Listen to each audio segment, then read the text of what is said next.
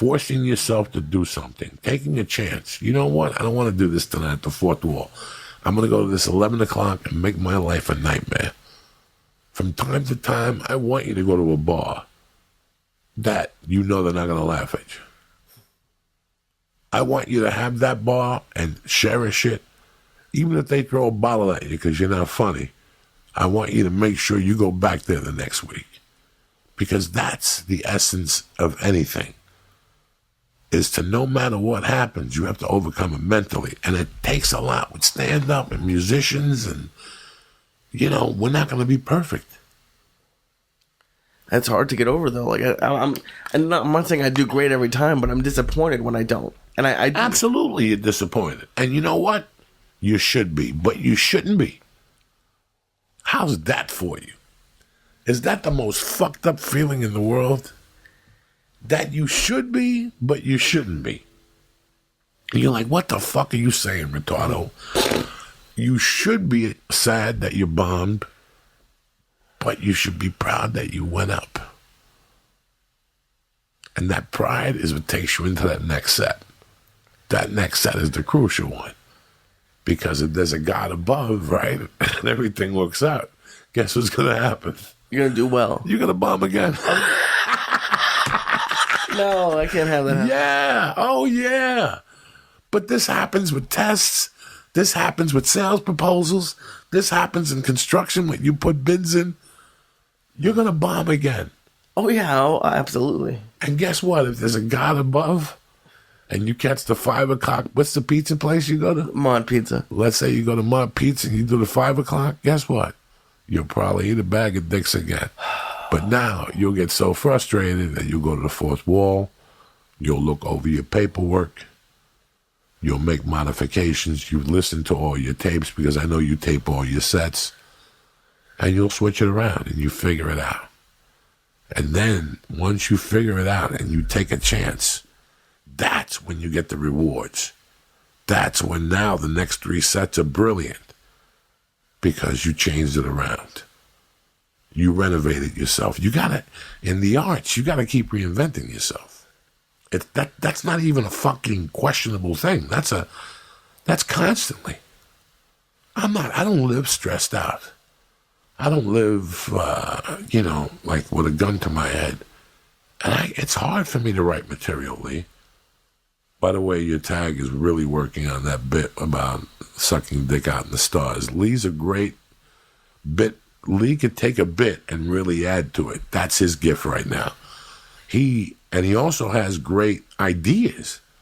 Like the night I heard him tell the story, listen, this is what America wants to hear. Lee, already at level 1, was telling you what America wants to hear on The Tonight Show. That you know what? You really love your parents, but there's sometimes you don't want to answer the fucking phone. That's number 1. Jesus Christ. I don't have parents, but I know how people feel because I'm like your parent. When I get your number, I call you like your parent. And you must go, this motherfucker, this fucking guy's got to call me at 2 in the morning. You know what I'm saying?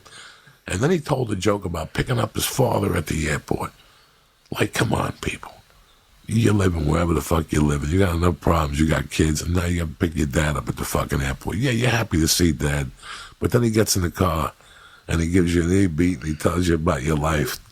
And right away, you do want to make a U-turn and take him right back to the fucking airport. Those 2 things really made me laugh. He got rid of him. Because he got smarter than that. He should take those 2 jokes and ride them till somebody tells Conan that he says those 2 jokes. There's a little Jew kid that says every time his mom calls him that he's got to fucking look at the phone and go, what now? You know what I'm saying? Like, I don't know what you said. It was so honest and it was true, but guess what happened? You started writing jokes. Yeah. We learn every day, huh? I haven't done those for a while. You think I don't pay attention? I pay attention to fucking everything. And when I go to those fucking fourth walls, I learn like a motherfucker. Even though I've been doing comedy 27 years, I leave there going, Jesus Christ. Lee has no idea what jokes he said tonight.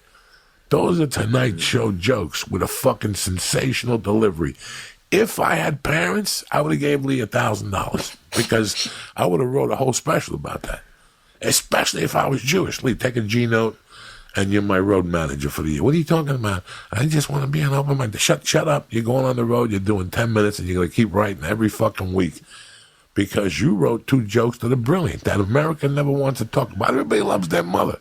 But Jesus Christ, on the 3rd call, and it's not even lunchtime. You're like, what now? What now? What the fuck? You know, and he said it. He didn't say it that excitable because he didn't know what he had. And then, you know, to say those 2 jokes on like your 7th or 8th time on stage, you tapped into something. Look at, he's all red now in the face because that's what you do when you're a comic. You sit back there, you shut your mouth, and you absorb and you take a piece of every comic. You don't take their material. Right. You look at where they're going and you go, wow, I got to start taking my jokes there. It's a weird concept. And it is scary. I don't want to steal. So that it's been weird. You can never steal. How about Matthew Felico, Jimmy Shelter, Flow Combat, Lots Money, Clam Baked, Nathan Sturk, Front Row Brian always around. My new buddy, Esteban from New Albuquerque. I love you, motherfucker.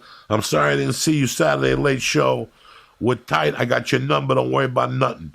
Chris Trent and Sandra Malta Lovkio. Don't forget, Saturday night, me and Lee are at the Ice House, 7:30 show. There's a few tickets left. And all that's left for Columbus is 4/19 the Thursday, guys. I'm sorry, and I'm not going to add shows because I think I'm shooting fucking that show that week for Showtime. So tomorrow I'm shooting the guest book, and then I'm doing another episode of the guest book, and I'm doing this whatever. And I appreciate you guys because you guys have been keeping me tip-top shape. You follow me ever since I got you guys in my life. I got to fucking walk the walk. I just can't come up here and talk bullshit to you people.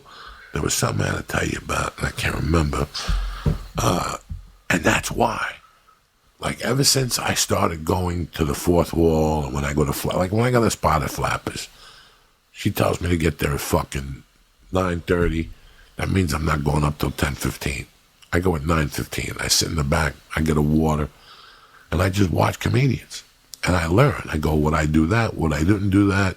He's talking to the audience. He's talking too much to the audience. Sometimes, but Lee, I also want you to react to the audience. Okay? If a waitress walks into the thing and she falls over with a bag of drinks, you just can't keep doing jokes. Right. You got to crack a joke that's classy. Maybe make a movement to help her pick up the stuff. Do you follow me? And then get back on stage and start all over again. That takes a complete different fucking animal. We're going in like fucking Marines, you understand me? Welcome to church, motherfucker.